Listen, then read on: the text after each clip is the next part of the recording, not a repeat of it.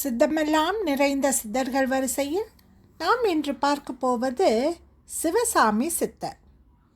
காஞ்சிபுரத்தில் வாழ்ந்து பற்பல சித்துக்களையும் அற்புதங்களையும் நிகழ்த்தியவர் இந்த சித்தர். காஞ்சிபுரம் தெருக்களிலும் வரதராஜ பெருமாள் கோயிலிலும் ஒரு பிச்சைக்காரனை போன்று பித்தனை போன்று சுற்றி திரிந்து கொண்டிருந்திருக்கிறார். கருத்த உடம்பும் வெள்ளை தாடியும் தீக்ஷண்ய பார்வையும் கொண்ட இவர் அழுக்க உடையுடன் உடல் முழுக்க குப்பை கூளங்களை சுற்றி கொண்டிருப்பார். எந்நேரமும் வாயிலிருந்து எச்சில் சுரந்து கொண்டிருக்கும். ஆனால் ஒரு அற்புத விஷயம், தொலைவிலிருந்து பார்க்கையில் மிக அருவருப்பாக தோன்றிய இவரிடமிருந்து ஜவ்வாது மனம் வீசியிருக்கிறது. ஏகாம்பரநாதர் ஆலயத்திற்குள் உள்ள மயான ஈஸ்வரர் மண்டபத்தில் சிவசாமி சித்தர் இருந்திருக்கிறார். இரவில் கும்மி இருட்டாக உள்ள தேள், பாம்பு போன்றவை வசிக்கும் அந்த இடத்தில் எந்தவித சலனமும் இன்றி தியான நிலையில் அமர்ந்திருப்பது இவரது வழக்கம். அமானுஷ்ய சக்தி மிகுந்த இவரை பில்லி, சூன்யம், பேய், பிசாசு தொல்லைகளுக்கு உள்ளாகியிருப்பவர்கள் நெருங்க முடியாது. இவருடைய பார்வைக்கு இந்த பிரச்சனைகள் உள்ளவர்கள் தென்பட்டால் அவ்வளவுதான். உடனே ஓடிச் சென்று அவர்கள் தலையில் கை வைத்து அந்த மனிதருக்குள் இருக்கும் பிரச்சனைகளை விலகியோட செய்துவிடுவார்.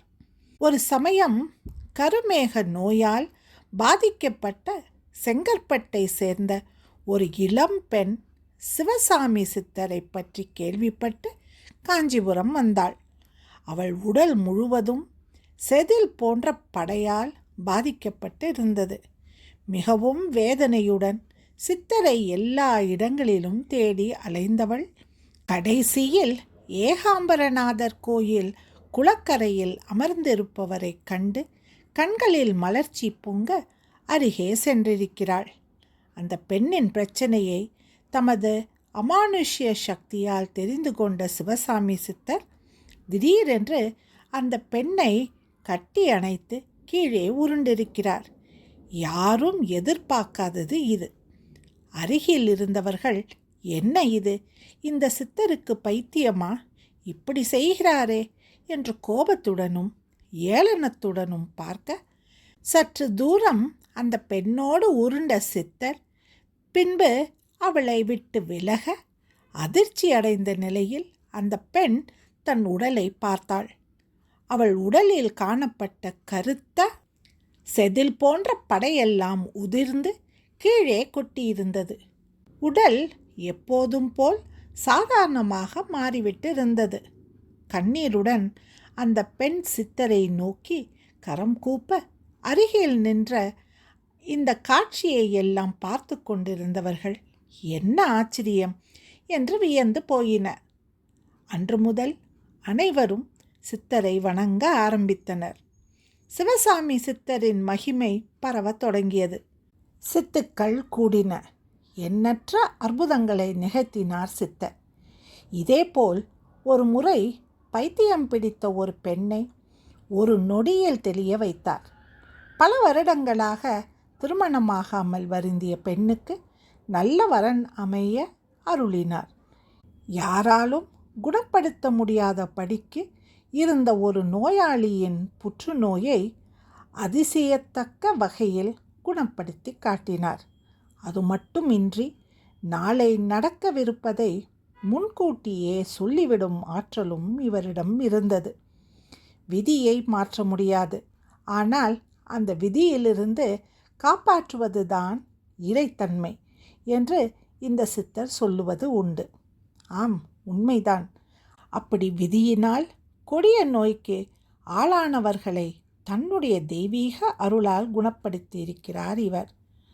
ஆன்மாவை அறியும் சக்தி படைத்த இந்த சித்தரிடம் விபரீதமாய் விளையாடி பார்க்க நினைத்துதான் ஒரு இளைஞன் அன்று ஏகாம்பரேஸ்வரர் ஆலயத்து குளக்கரையில் அமர்ந்திருந்த சித்தரை வடநாட்டில் இருந்து வந்த இளைஞர் கும்பல் ஒன்று சீண்டி பார்க்க விரும்பியது.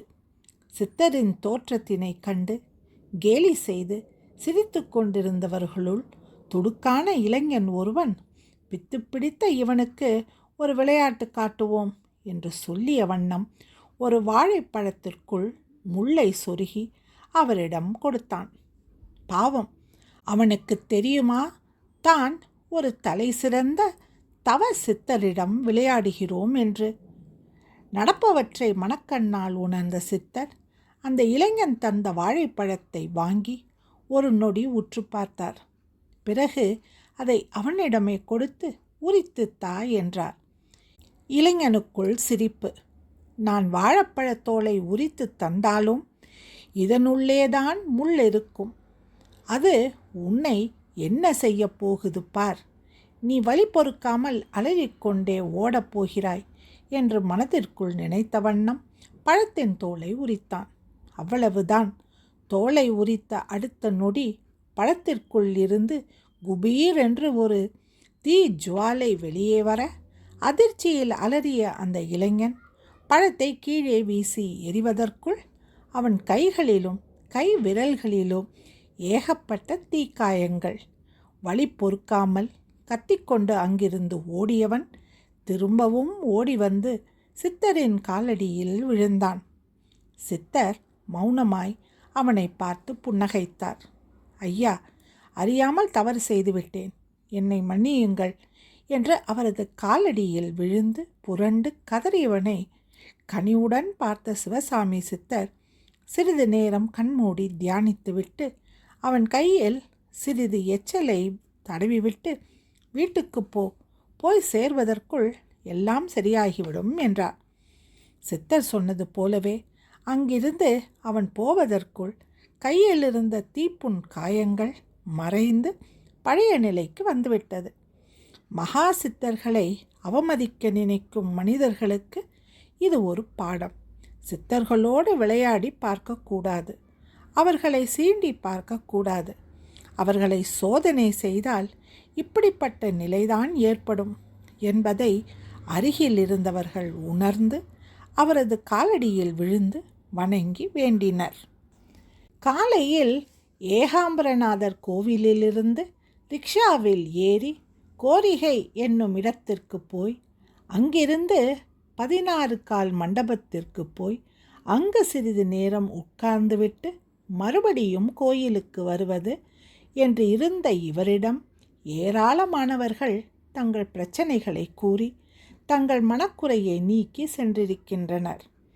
1989 சமாதி அடைந்த இந்த சித்தரின் சமாதி ஆசிரமம் பெரிய காஞ்சிபுரம் வெள்ளைக்குளம் அருகே உள்ள கங்கையம்மன் கோயில் தெருவில் காணப்படுகிறது. அங்கே சென்று நம் கோரிக்கைகளை முன்வைத்து வணங்கினால் பல அதிசயங்களை நிகழ்த்துவார் சிவசாமி சித்தர். மீண்டும் நாளை இன்னொரு சித்தரை நாம் தரிசிக்கலாம். நன்றி, வணக்கம்.